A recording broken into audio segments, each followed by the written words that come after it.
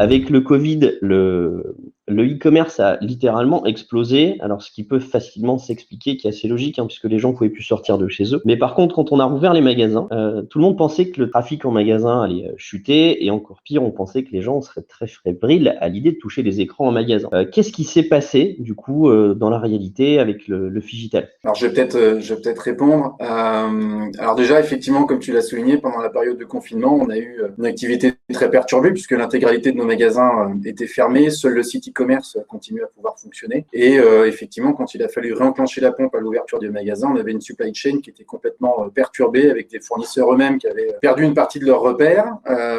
Donc, on a bénéficié, nous, Kingsway, d'une double bonne surprise. La première, c'est qu'on a un marché du jouet qui est très résilient et qui a continué à fortement progressé sur ces dernières semaines. Donc, en gros, on va dire qu'on est plutôt en train de surfer sur une vague du marché qui nous porte. Et puis, clairement, à l'intérieur de tout ça, Kingsway, on en profite très nettement, ce qui fait qu'on a, sur ces derniers mois, pris des parts de marché assez significatives.